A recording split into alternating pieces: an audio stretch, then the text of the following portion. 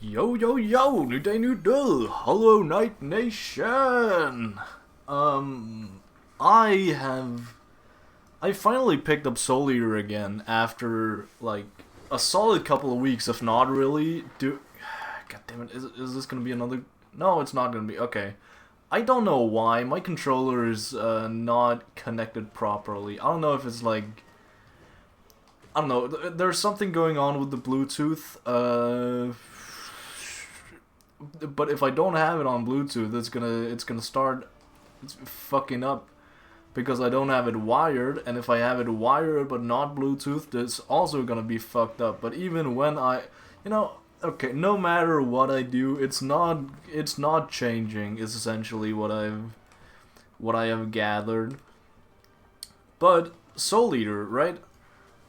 I'm beginning in the... I'm a bit through the manga. I'm in the Salvage arc. I've just finished the Salvage arc, which is not very...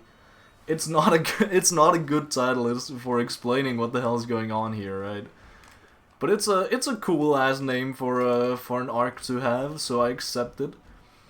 It is essentially the gang trying to find and destroy Noah. And in the meantime, rescue Death the Kid. A kid has been kidnapped. Haha, funny. He's been kidnapped, and there's a lot going on. There's a lot of reasons why they're here. They, for one, want to take down Noah, because Noah is basically the main bad guy right now, and Noah can lead to the more main bad guy, the Kishin Ashura, who has been, he was the whole thing at the start of the series, like, sealed under the city and whatever. He's a big bad guy. He's the incarnation of madness, essentially. And only Noah and his little merry gang of gangs knows where the Kishin Ashura is. So we need that information, and of course, Kid. We need Kid back. Kid was kidnapped by Noah personally because, Kid is Noah is essentially just a collector, right? He collects things because they are shiny and he wants to collect them. And Kid, being a Shinigami, a literal god of death, because he is Lord Death's son, of course he's valuable enough to be kidnapped. And also, he's just to, I don't know, piss off the DWMA, then yeah, we can do something about that. There's a lot of reasons to go after Noah here. So they do some magic fuckery. I don't know. Some of this doesn't really make too much sense, but they essentially just use the witches, the witch girls, because now there are some witches in the academy during the whole invasion of Arachnophobia's hideout. There was a whole section about witches not really being that different from the academy students, and even some witches being in the academy at the in the first place. So what's the big deal behind that? So they use some sort of witch's power in order to get access to the Book of Abon.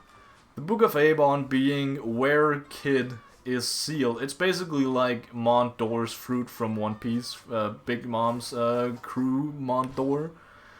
That is a big reach, but if you know Mont Door, it's a pretty easy explanation. It's pretty much you just get transported into a book world, and you're just kind of stuck there until you figure out how the hell to get out. I don't actually think we've seen anyone get out from Mont Door's book, other than, Mont Door himself,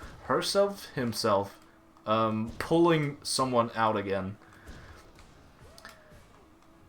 And that is basically the only way you can get out of this too, is if you get pulled out by Noah himself. There's also the option of they call themselves the Great Old One, that lives inside the book, because again Noah has collected the Great Old One. We don't really get an explanation of what the Great Old One is. We just know that the Great Old One is a mysterious darkness shadow figure that has ties with Lord Death himself, and has, I don't know, with the help of Lord Death and some others, this Great Old One has created the Kishin Ashura. And that was, of course, a big fucking mistake. So they, you know, I don't know, we don't actually get told how the Great Old One was, you know, inside the book, how they were inside the book. But they have a lot of power, and they want to give that power out. You know, other people can use that power, but they don't want that to be Noah. But I mean, that's the most obvious choice, to give the power you have to. So that's a whole thing. I don't know. I need to know more about this Great Old One, because again, it's told that they have a way out, a way to get out of this Book of Abon, but it's not. The Great Old One itself doesn't really want to get out, which is kind of goofy. I don't really know what's going on. I really want to know more, but it's doubtful that we'll know more, because now we're kind of at the end of this arc. Again, I feel like there's not a lot left of this story, but the chapters are really long. So the 30-something chapters that are left are probably going to go a pretty long way in terms of explaining the world and everything. Especially because this arc right here has been absolutely goated, absolutely great. Not really from a world building perspective, but just character perspective. Especially for Kid and Blackstar, who has had, you know, they've always had kind of a rivalry going on, right? And yeah, I should probably explain this. This Book of Abon. It was, you know, of course it was Abon's originally. Then Noah kind of impersonated Abon in order to, you know, he has the book now, and his alter ego, I guess, is Abon. This Book of Abon, the further you go into it, the further you descend into madness, because it is tied.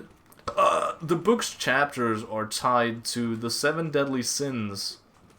So we go through each of the sins, kind of, you know, some of them more than others. I just remembered in the, goddammit, in the fucking, in the, I think, 4th chapter, the chapter of Wrath, we get to see Best Boy Excalibur again in a canonical appearance, because of course, you know, it makes sense. Abon, the Book of Abon is used by Noah to collect a bunch of shit, and he has literally collected the most fierce and powerful weapon in the entire world, being Excalibur.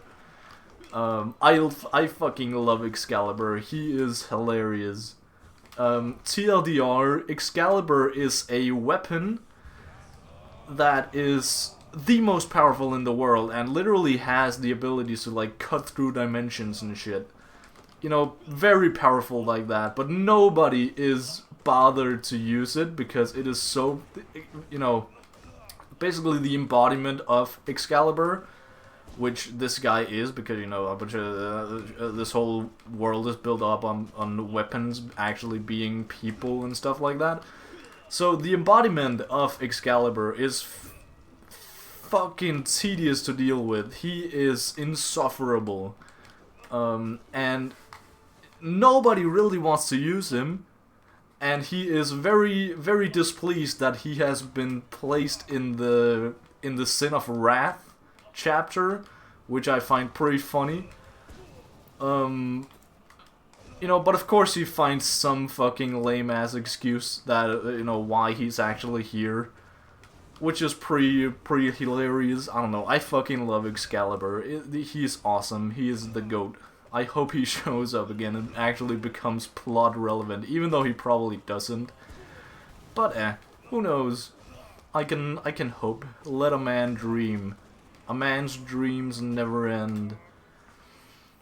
So, essentially, you know, this whole time, Kid has been sealed in the 8th chapter of the 7 Deadly Sins chapters, where they essentially, I don't know, something about them having to find out what the 8th sin is.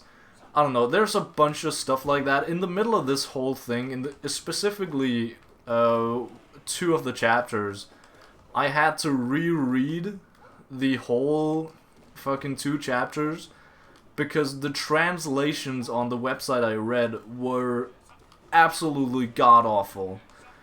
So I went over to read it on my phone instead. I have an app where I pirate it instead of, you know, instead of a website where I pirated. So it's essentially more crisp pictures also. More crisp pictures, more crisp translations, all the good stuff.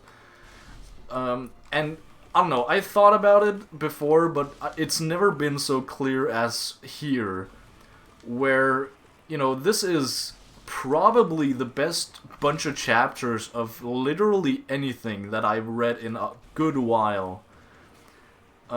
Even if I didn't have to reread it again, I would have reread it again just to, like, fully understand and fully comprehend, like, what is actually going on.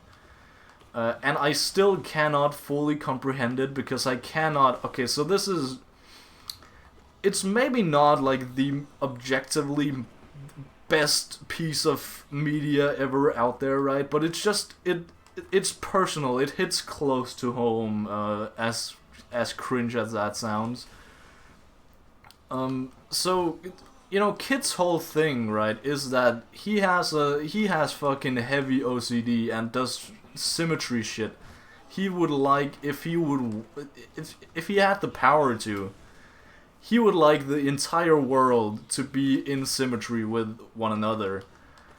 And that hasn't ever really been a plot point or the focus of anything. That has just been kind of a funny character trait. Like, okay, maybe he fights an opponent with, you know...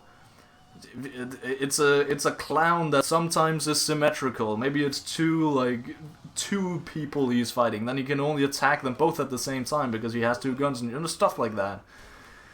But it's never really been a plot point, you know? Other than just in fights, like how he fights. So this is really interesting, also because this is way too relatable for a guy who has not been officially diagnosed with OCD.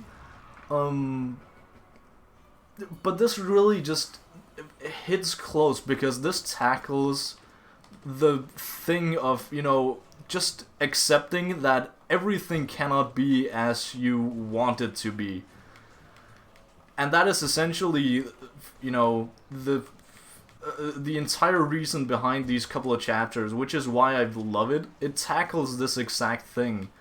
Like, the more Kid descends into madness, the more of his, you know, character trait of he wants to be in control of everything. That comes forth, and that is being, you know, contrasted with the biggest contrast there can be, his rivalry with Blackstar. Blackstar essentially being the exact opposite. He is the embodiment of fucking chaos.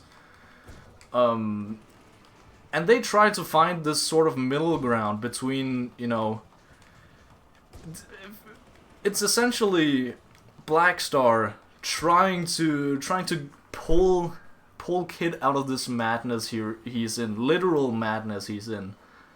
And talking about, you know, Kid is preaching this thing when he meets Blackstar again. Blackstar is the first one to arrive down at the 8th chapter with Kid. So they're having a one-on-one battle as they usually do, right?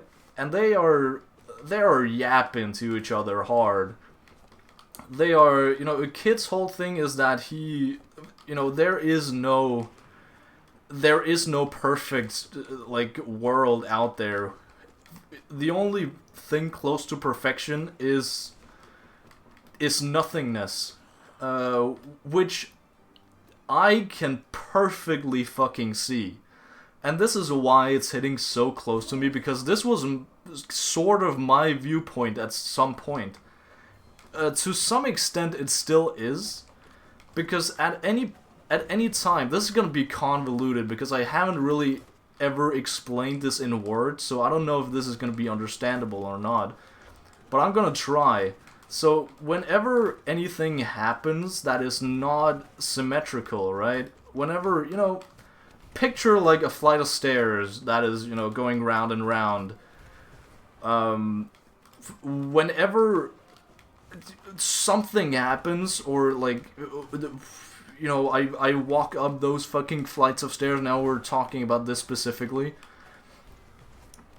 If something happens, or if I, like, at any point, like, oh, I usually just feel when something feels wrong. I don't, like, count my steps or count, like, how many turns I have taken when I turn around during these flights of stairs. When, you know, when it goes around, I turn the other way and stuff like that. So everything is symmetrical, right?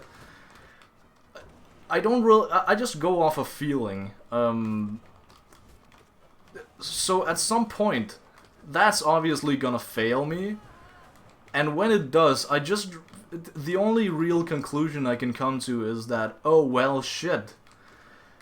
At some point, when the universe is fucking ending, when the universe kind of resets itself, you know, it's basically the concept of infinity. Right, which is, you know, we're already getting into wacky territory here, and, you know, existential crisis and shit. But this is just the stuff I have to deal with. Again, not diagnosed, but, you know, there's a high possibility. Oh, my controller is fucking up. Oh, don't fuck up in the middle of this fight. This is not the this is not the fight I want to do on keyboard. God damn it, can I please catch a break? Fuck. I cannot even... My controller is interfering with this fight, so I can't even do this properly. Even if I knew how to fight this, I couldn't. Fuck my controller. I hate my controller. God damn it. Can I... Okay, so if I unplug it here, it gets turned off. Turn on Bluetooth. Turn off the Bluetooth connection. Now you are... Okay, now I hope he doesn't fuck up. We're doing another round. I'm not done here. So, you know, it all comes down to the concept of infinity, right? Where at some point during any of the universes, the entire universe, because it's essentially, you know, fucking monkeys and typewriters, right? If a monkey is sitting there for long enough just typing random shit, he's gonna write the fucking Bible or whatever the writing is in the... I don't know. I don't know. I haven't made my research here. But, you know, monkeys and typewriters type of shit.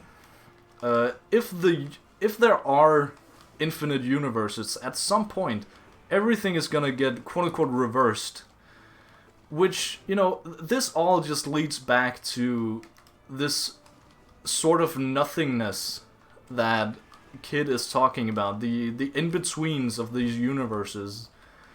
I don't know, it's some convoluted shit, and I don't know if I'm explaining it well enough, but what Kid is talking about, I really feel that, because it is exactly... not exactly, but it is very close to what I'm thinking on a very regular basis. So, what the fuck? You cannot just do that. It just walked the other way, and then I was... fuck this controller. I really need to figure out what it is, because it is a new controller. It's not like it's the controller's fault, unless someone has just come into my room and thrown it into the wall 50 times. Who knows? Who knows what happens when I'm gone? But essentially, Kid's whole thing is that, you know, nothingness is perfection. Because there's no other way to make, like, perfect symmetry. So it's easier to just start off on a blank slate, essentially. And with enough power, Kid is gonna create that. But Blackstar on the other side, on the other hand, says, "Nuh-uh, that's fucking stupid. because you're just gonna he's just taking the easy route, the easy way out, essentially, and just, starting over on a fucking blank slate is what he says.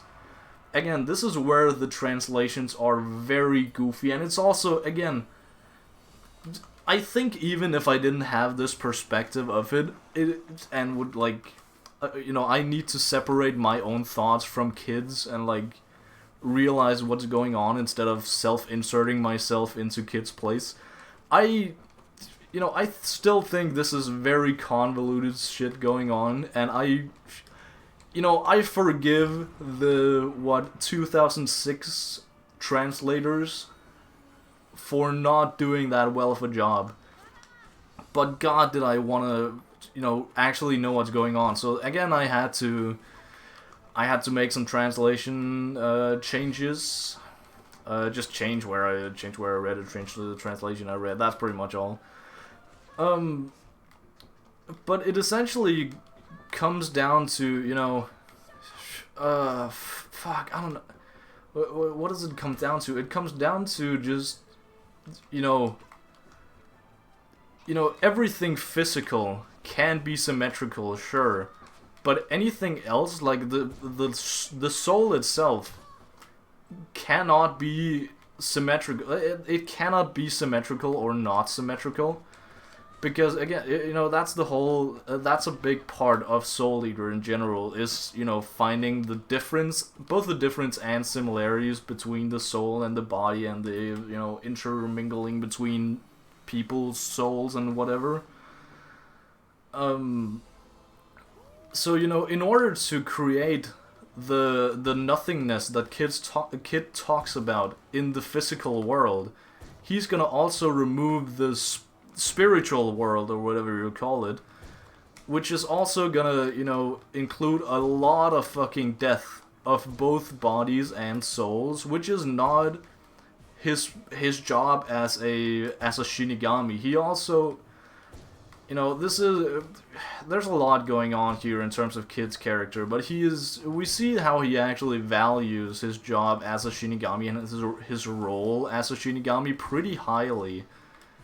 And he eventually ends up abandoning some of himself in order to remain as himself, if that makes sense. Because he has two very opposing sides, which is his job as a Shinigami and his own feelings as, someone who he really wants to maintain peace and order. But he learns to find a middle ground through Blackstar, because the Blackstar essentially says to him that, yeah, you're fucking stupid, you're a fucking idiot. If you want to remove this physical world, you're also removing the spiritual world, and that means, fuck. And that means removing any sort of, connections you have with any other people, and he, of course, brings forth his weapons, his death scythes, which are not scythes, but fucking shit. Liz and Patty, who are his two weapons, death weapons.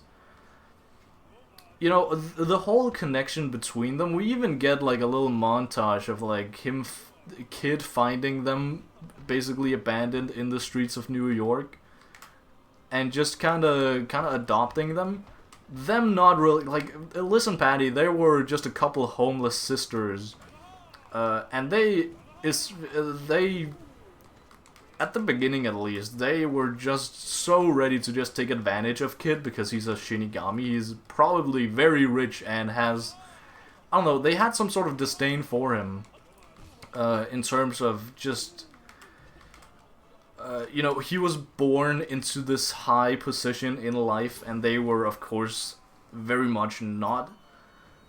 But in interacting with the others, they formed a very deep connection between the two, and we get to reminisce on that as the viewers, as Kid also does in his current state, which very much pulls him back and he realizes that no, he's not gonna fucking lose this just because he wants to remove everything from the world.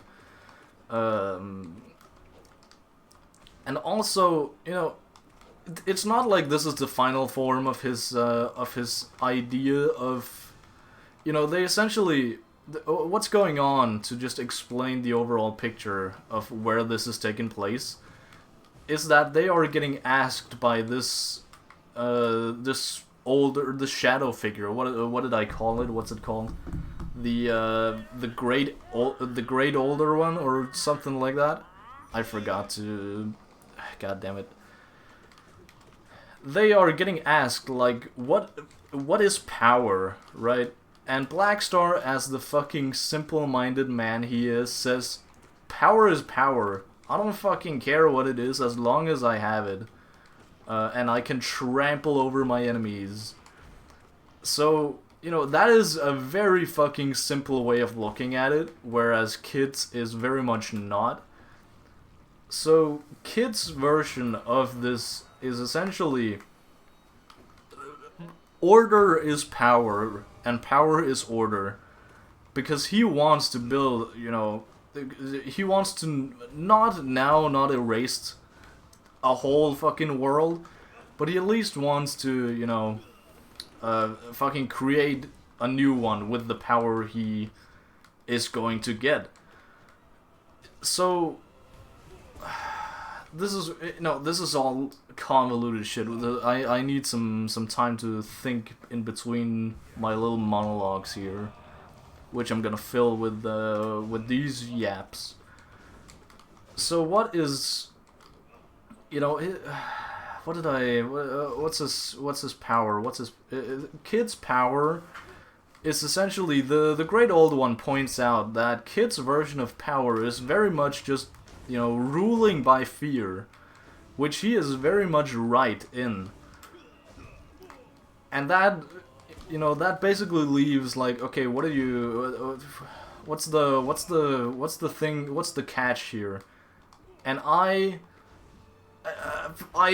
gotta be honest, I was too busy processing everything else, so I didn't quite catch what exactly, I didn't pin down exactly what it was. But something about him not having all the power, him not being, you know, he has an idea, he has some power, but he doesn't have all the power, because all of the other students here, right, they also have power and are basically keeping him in check. And that's his version of, you know, both having the cake and eating it too in some ways. So that's his whole shtick, and then, you know, I don't think that pleases the Great Old One, but it doesn't make him hate them.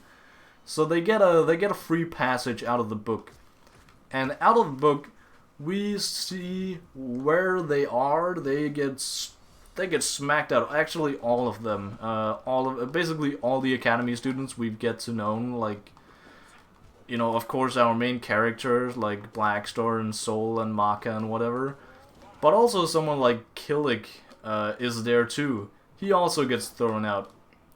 So here we are, thrown out. Where do we get thrown out? In the middle of the battle between the academy professors and none other than Noah, which is quite a battle to get thrown into, especially because the professors, the teachers are all losing badly.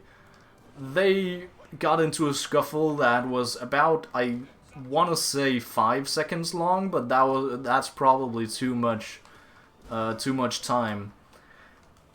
Like probably 2 seconds long, and all the professors are basically done for. One of them is killed. Two of them are mortally wounded. Pretty much the only one still left standing and somewhat able to fight is Dr. Stein, the Chad himself. So what do they do? They of course take over the fight. Everyone there. They have been in a bit of a scuffle because they are, you know, there's the chainsaw guy who he's been fighting. She, I don't know. they switch genders just because they, I don't know, there's some goofy shit about, you know, Maka and Sol were the ones to take down Arachne. And that guy is very much pissed about that, because he was essentially sleeping through the entire thing. So of course in the Sloth chapter, the 7 Deadly Sins, right? The Sloth chapter, they get to fight, they get to scrapping, and at some point, you know, he just kind of fucking explodes. Don't ask me why. There's something about like, oh, I have like 800 years worth of hatred, because again, he was the #1 fanboy of Arachne. That was also basically the way we found out about arachnophobias, like, and Arachne's like resurrection was because of this guy. And he has just been waiting for 800 years. So I don't really know where that enthusiasm was the other times.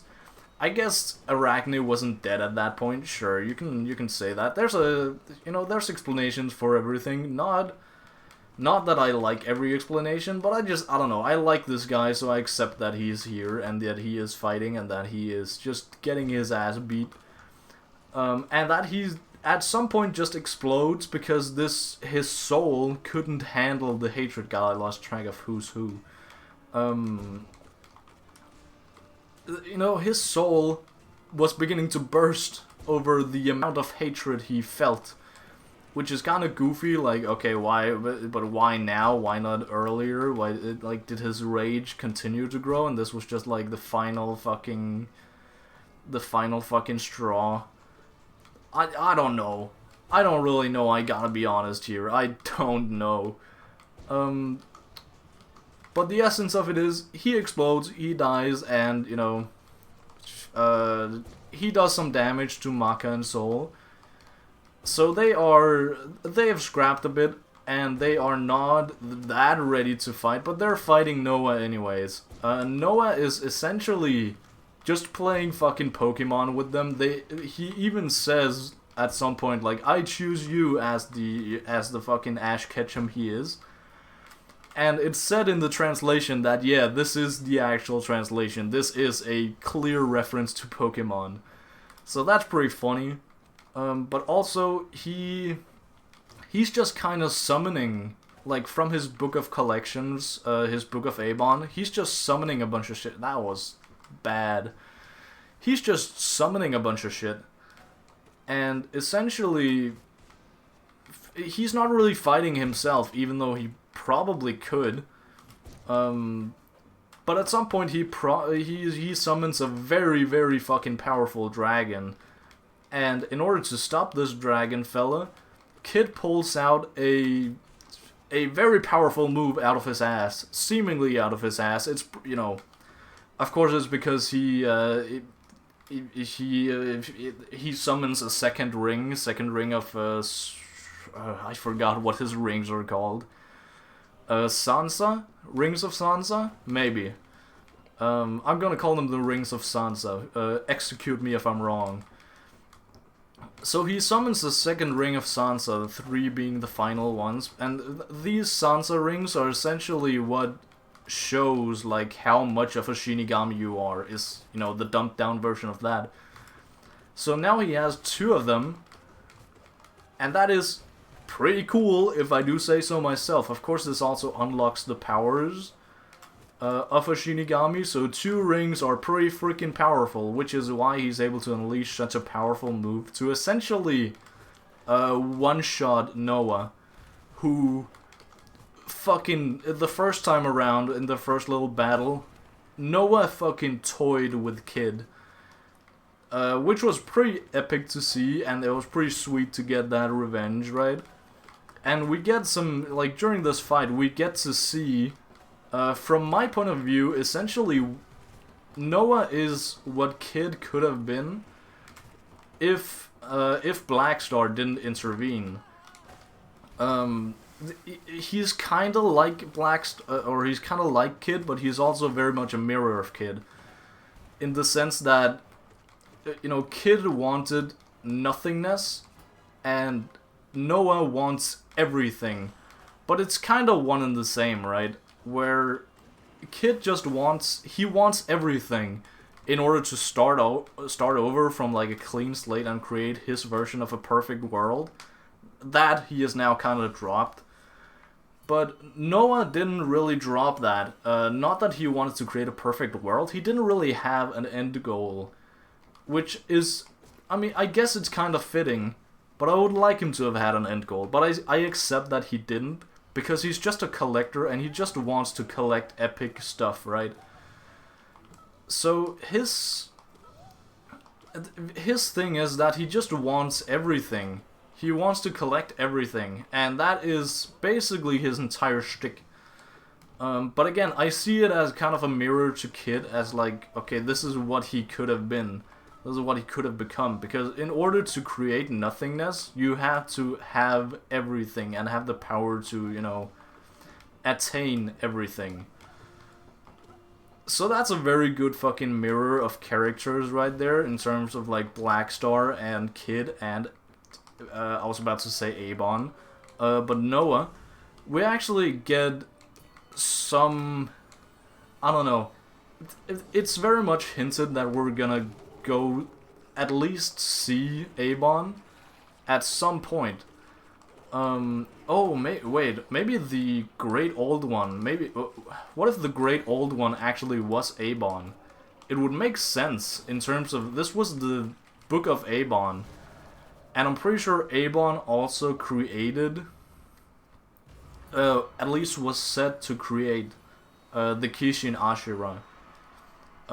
Or maybe it was only Brew he created, Brew being this ultimate weapon thingy, that Abon definitely created, and he definitely created the Book of Abon, of course. But it's also said that Abon sealed himself away for reasons that I don't know if we've been told yet. But what if this Great Old One is Abon? That would be pretty interesting, because they both have ties to Lord Death. So that would be pretty funny. That is my one current and only theory I have going on. I don't really have too many theories of anything. I don't know. The thing is, a lot of things are getting set up in this entire manga, pretty much, in this entire story, but they're getting paid off pretty quickly. And I wouldn't be surprised if, you know, if I'm wrong, that we get to meet Abon in the next couple chapters. Uh-oh. Because, for example, when we found out that Justin Law, he was the traitor that killed BJ. You know, we basically found that out, like, in the same chapter. Like, oh, he's missing. There's a traitor amongst the. Well, okay. I take that back, but it felt that way. Because the obvious answer is, of course, that it's the traitor among the Academy was one of Medusa's little goons. But of course, you know, in retrospect, we know that it has always been Justin Law. So that was just kind of a red herring, and there was not really any foreshadowing that I can think of that Justin Law was actually the traitor.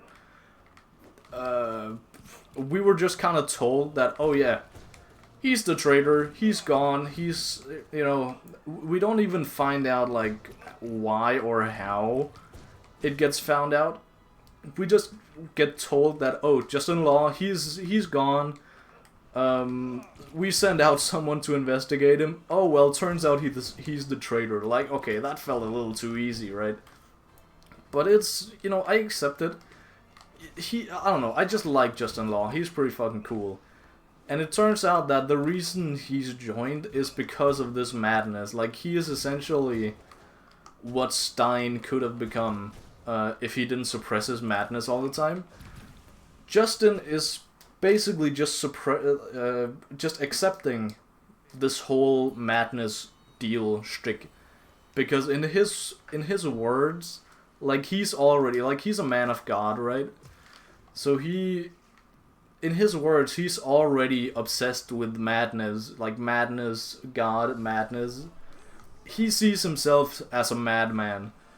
So why not just succumb to this madness that is, seems to know some answers about the creation and, stuff like that. So he has devoted himself to, he's not even aligned with Noah. He is only aligned with the Kishin. And I wouldn't even be surprised if he's not aligned with the Kishin, but just wants some answers. I don't know. The only thing I have going right now is just that he is, I think either Noah or Gopher tells us that, oh, this guy's going after the Kishin, and that's like, I don't know. He's descending into madness and whatever. Or we get told that by Justin himself. That's also a possibility. I can't really remember, even though it's like, I don't know, 10 minutes ago. I don't know. This video is far longer than 10 minutes. It is 40 minutes long. God damn, how slow have I been? Oh yeah, right. This is 2 runs. Right. Yeah, I almost forgot. So, yeah, overall, I don't really know where Justin Law is gonna go, but I just like his character, and I like his whole shtick, his whole design, his whole vibe in general. I just love it. So I want to see more of that. There's also, the next part is probably gonna revolve around Krona, because we haven't really seen much of Krona, and I've read the first couple chapters of the next chapter, or a couple pages of the next chapter, and that is very Krona focused. So I'm not surprised if it's gonna revolve around, like, Krona and the Black Blood, and the Black Blood inside, Maki and Soul. They both have it now. It started off only Soul, I'm pretty sure, but now it's, of course, because of Soul Resonance, it is now with Maki too, and I'm pretty sure it's actually, I don't know if it's been told, but they have made some team Soul Resonances, so I'm pretty sure it's inside, the Black Blood is in a lot of different people now. And I hope that gets brought up, but maybe it's not really that important. Who knows? But that's where the story's gonna go? I don't know. There's still, there are still things we need to resolve. Mainly, again, Krona and Medusa and that whole thing. We need the Kishin. The Kishin and Law, Justin Law. We need to have those resolved, and also, probably gonna get tackled at the same time, but just finish up the whole thing with Dr. Stein and his, madness. Like, how's he even holding up? He seems to be holding up pretty fine so far, but I don't really know if that's gonna continue. He seems stable enough for now, but that's only for now. I don't know. That could switch on a fucking dime. Uh-oh. And of course there is, we need to see Kid finally using his, connecting his third ring of Sansa. I'm not dying here. His third ring of Sansa, we need to see that connected, because that's essentially the missing part of Kid's character. Because again, he is very much like symmetry is his jam, right? And these rings of Sansa, he only usually his character design is only half of the ring. So his no matter what he does, he is asymmetrical, which pisses him off. But that's also a very good way to show, like, a very good and simple way to show that, okay, this this guy is actually, you know, he's done. His character is fulfilled whenever he fulfills the entire 3 rings, because then the rings around him are whole and he is symmetrical as a person, right? You know, that's a whole thing going on, but, you know, other than that, I don't really know where the story is going. God damn it. Yeah. That hitbox was hideous. Always has been. Oh, I have a painkiller here that has just been sitting here for what? 45 minutes has this little painkiller been sitting here. Bottoms up.